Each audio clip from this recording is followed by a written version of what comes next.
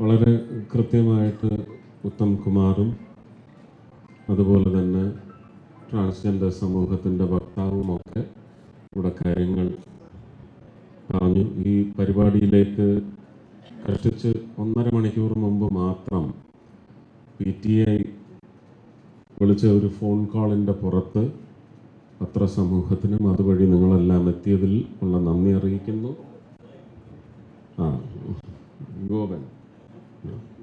ഗോപനാണ് villain.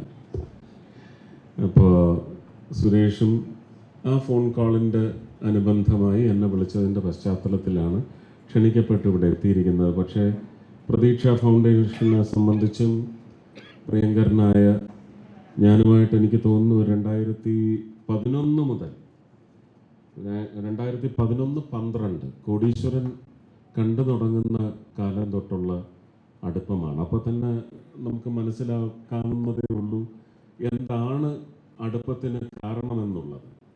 അല്ലാതെ നാളെ ഒരുപക്ഷെ മോദിജിയുടെ കൂടെ പോകും, നാളെ BJP-കാരനാവും, നാളെ ഇലക്ഷന് നിൽക്കും എന്ന് പറയുന്ന ഒരു നോട്ടമൊന്നുമില്ലാതെ കോടീശ്വരനിൽ കണ്ട സുരേഷ് ഗോപിയെ ഇഷ്ടപ്പെട്ട് വന്ന് അടുപ്പം സ്ഥാപിച്ച ഒരു വ്യക്തിയാണ്. ഒരുപക്ഷെ എനിക്ക് ഇന്ന് നമുക്ക് ഒരുപാട് കാര്യങ്ങൾ ചെയ്യാൻ സാധിക്കുന്നുണ്ടെങ്കിലും ചില കാര്യങ്ങൾ നടന്നു കാണുമ്പോൾ ഒരു ആവേശവും ഇത്രയും ഉണ്ടായിരുന്നോ ഇതിൻ്റെ പിന്നിൽ നമുക്ക് ലഭിക്കാവുന്ന ഖ്യാതി, ഈശ്വരാനുഗ്രഹം എന്ന് തോന്നിപ്പോകുന്ന വളരെ അപൂർവം മുഹൂർത്തങ്ങളിൽ ഒന്ന് തന്നെയാണ് ഇത്. 2022 നമ്മൾ ഈ പരിപാടി തുടങ്ങിയത്.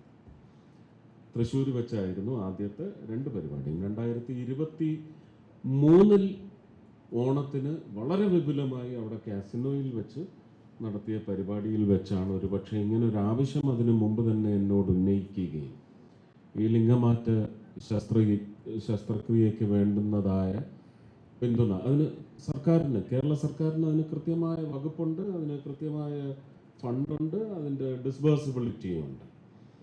പക്ഷേ അത് ലഭിച്ചിരുന്നില്ല എന്നതിൻ്റെ പശ്ചാത്തലത്തിൽ സ്വന്തം ചെലവിൽ അത് ചെയ്തെടുത്തതിന് ശേഷം കൃത്യം 9 മാസത്തിനുള്ളിൽ അതിൻ്റെ ഓഡിറ്റ് രേഖകൾ ആശുപത്രിയും ആ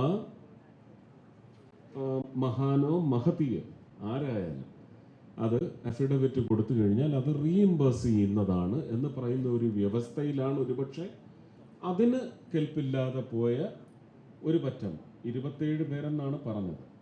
അപ്പോൾ അതിലൊരു 10 പേർക്ക് നമുക്കിത് തുടങ്ങി വെക്കാമെന്ന് പറഞ്ഞ് 12 ലക്ഷമോ 12.5 ലക്ഷമോ ആണ് അന്ന് നിക്ഷേപിച്ച് ആ 10 പേർക്ക് അത് സാധ്യമായിരിക്കുന്നത്. 9-ാം മാസം എന്ന് പറയുമ്പോൾ ഈ വർഷം ഏതാണ്ട് ഇതിനിടയ്ക്കാണ് ഇലക്ഷനും വന്ന് കയറുന്നത്. അപ്പോൾ പിന്നെ കോഡ് ഓഫ് കോണ്ടക്ട് വന്നതുകൊണ്ട് തടസ്സങ്ങളുണ്ടായി. ഇലക്ഷൻ കഴിഞ്ഞ് റിസൾട്ട് വന്ന് കോഡ് ഓഫ് കോണ്ടക്ട് നീങ്ങിയതിൻ്റെ അടുത്ത ദിവസമാണ് ഇവരുടെ പൈസ അമൃത ഹോസ്പിറ്റലിൽ കൊച്ചിയിൽ അടയ്ക്കുന്നതും അന്ന് മുതൽ 10 പേർക്ക് ഈ ശസ്ത്രക്രിയ സാധ്യമാകുകയും അവർ ഈ അഫിഡവിറ്റുകളെല്ലാം അവിടെ നൽകേണ്ടിടത്തെല്ലാം നൽകിയിട്ടുണ്ടെന്നാണ് ഞാൻ മനസ്സിലാക്കുന്നത്. പക്ഷേ ആ കാശ് ഇതുവരെ റീഇംബേഴ്സ് ചെയ്ത് കിട്ടിയിട്ടില്ല. 1 വർഷത്തിന് മേലെയാവുന്നു അല്ലേ.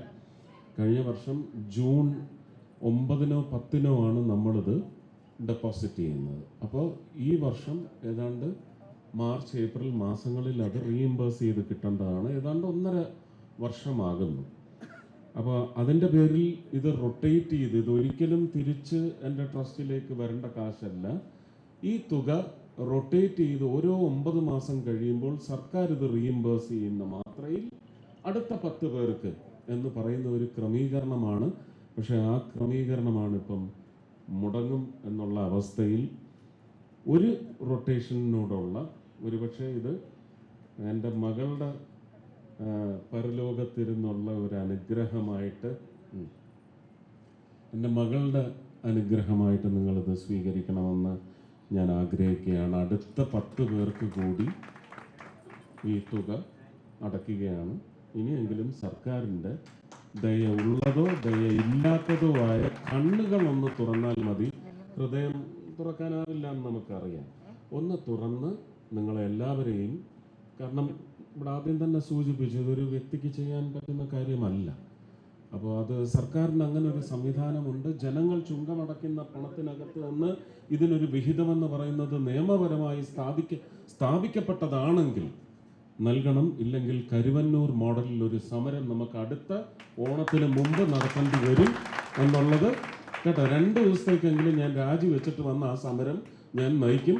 തിരിച്ചു പോയി പിന്നെ സത്യപ്രതിജ്ഞ ചെയ്തോളാം. ഓക്കെ അല്ലേ? മന്ത്രിയായിരുന്ന് നമുക്ക് സമരമൊന്നും ചെയ്യാനൊക്കത്തില്ല.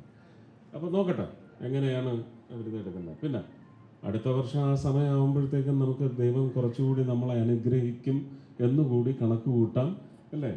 ഏപ്രിൽ മെയ് മാസങ്ങളിൽ പുതിയ നിശ്ചയങ്ങൾ വരും.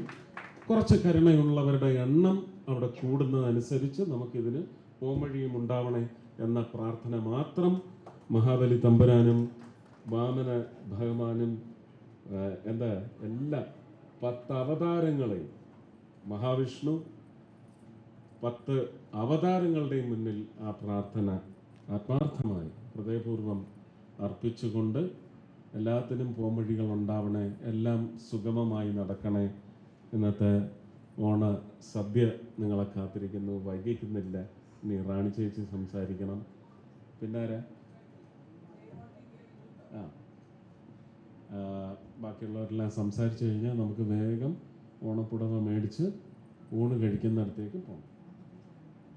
ആദരിക്കൽ ചടങ്ങുണ്ട്. എല്ലാം വേഗത്തിലാക്കണം. Thank you. ഓണാശംസ. Thank you sir.